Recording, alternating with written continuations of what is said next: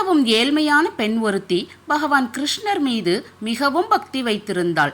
ஒரு நாள் துவாரகை சென்ற அவள், கிருஷ்ணா, உன் விருப்பப்படி நடந்து கொள்வதைத் தவிர எனக்கு வேறு மகிழ்ச்சி எதுவும் இல்லை. உனக்கு நான் என்ன செய்ய வேண்டும் சொல் என்றாள். கிருஷ்ணர் தன்னிடம் ஏதாவது பக்தி பூர்வமாக கேட்பார், அதை செய்யலாம் என்று கருதித்தான் அவள் கேட்டாள். ஆனால் அவள் அதிர்ச்சியடையும் விதமாக ஒரு கோணிப்பையை அவளிடம் தந்த கிருஷ்ணன், நான் சொல்லும் இடமெல்லாம் இதை தூக்கி கொண்டு வா, அது போதும். இன்னொரு விஷயம், நம் கண்களைத் தவிர வேறு கண்ணிற்கும் இது தெரியாது என்றார். திகைத்து போனால் அந்த பெண். பக்தி பூர்வமாக எதையாவது சொல்வார் என நினைத்தால் அழுக்கு மூட்டையை சுமக்க சொல்கிறாரே என்று எரிச்சல் தோன்றினாலும் வேறு வழியின்றி அதை அவர் செல்லும் இடமெல்லாம் தூக்கி கொண்டு போனாள். பல முறை அவள் சலித்து கொண்ட போதும் கிருஷ்ணர் எதுவும் சொல்லவில்லை.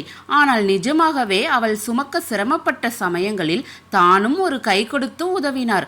ஒரு நாள், போதும் நீ சுமந்தது, மூட்டையை இறக்கி வை என்று சொன்ன கிருஷ்ணர், மூட்டைக்குள் என்ன இருக்கிறது என்று பார்ப்போமா என்று புன்முறுவல் செய்ய முடிச்சு தானே அவிழ்ந்து மூட்டை பிரிந்தது. அதில் விலை மதிப்பற்ற பொன்னும் மணியும் வைர வைடூரியங்களும் குவிந்து கிடந்தன. இத்தனை காலம் பொறுமையுடன் காத்திருந்த உனக்கு என்னுடைய பரிசு இது, எடுத்துக்கொள், சிறுநகை தவள சொன்னார் பகவான். சட்டென்று கிருஷ்ணரின் பாதங்களில் விழுந்த அப்பெண், கிருஷ்ணா, என்னை மன்னித்து விடு.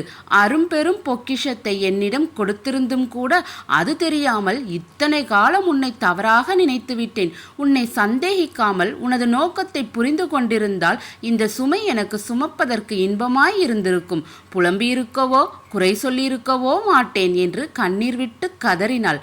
அப்போதும் அமைதியாக புன்னகைத்தார் கிருஷ்ணர். இறைவன் ஒவ்வொருவருக்கும் உரியவற்றை மிகவும் கவனமாகவும் அன்புடனும் பிரத்யேகமாக தயாரித்து அவர்களிடமே தருகிறான்.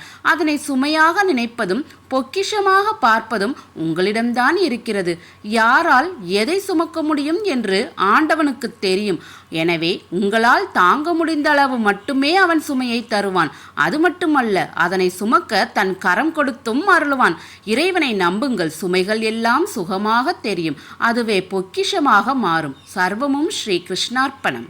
இந்த மாதிரி குட்டி குட்டி ஆன்மீக கதைகளை கேட்கணும் அப்படின்னா நம்ம சேனலை சப்ஸ்கிரைப் பண்ணுங்க, வீடியோவை லைக் பண்ணுங்க, ஷேர் பண்ணுங்க, கமெண்ட் பண்ணுங்க.